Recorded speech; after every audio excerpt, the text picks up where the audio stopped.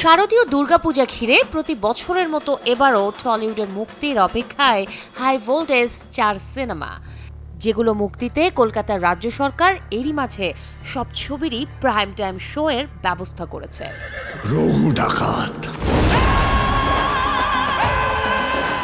এবছর রঘু ডাকাত হয়ে ধরা দিচ্ছেন দেব আধিকারিক, সাথে আছেন নায়িকা ইথিকা পল। ঐতিহাসিক গল্পে এই ছবিটি নির্মাণ করেছেন ধ্রুব বন্দ্যোপাধ্যায়। জানা গেছে এই ছবিটি নাকি বাকি 3 ছবির চেয়ে এগিয়ে প্রেক্ষাগৃহ এবং শো টাইম দখলে।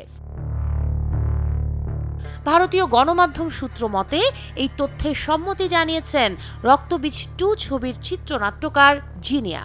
জানিয়েছেন প্রভাব খাটিয়ে নাকি 2 প্রভাবশালী প্রযোজক এবারও বেশি হল আর শো টাইম দখলে নেবার চেষ্টায় আছেন। যেখানে নন্দিতা রায় শিবপ্রসাদ জুটির ক্রাইম থ্রিলার সিকুয়াল রক্তবীজ 2 আছে দর্শক আগ্রহের কেন্দ্রে। এই ছবির গল্পে প্রধান চরিত্রে আছেন আবির চট্টোপাধ্যায় ও মিমি চক্রবর্তী।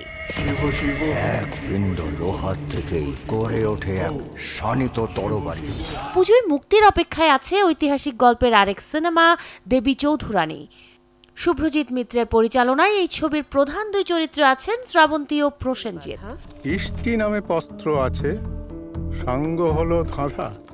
এবছরই অবশ্য নিজের সাথে নিজের লড়াইয়ে আবির চট্টোপাধ্যায়, কারণ পুজোয় যে মুক্তি পাচ্ছে অনিক দত্তের পরিচালনায় যত কাণ্ড কলকাতাতেই, যেখানে নায়িকার চরিত্রে আছেন বাংলাদেশের অভিনেত্রী নওশাবা।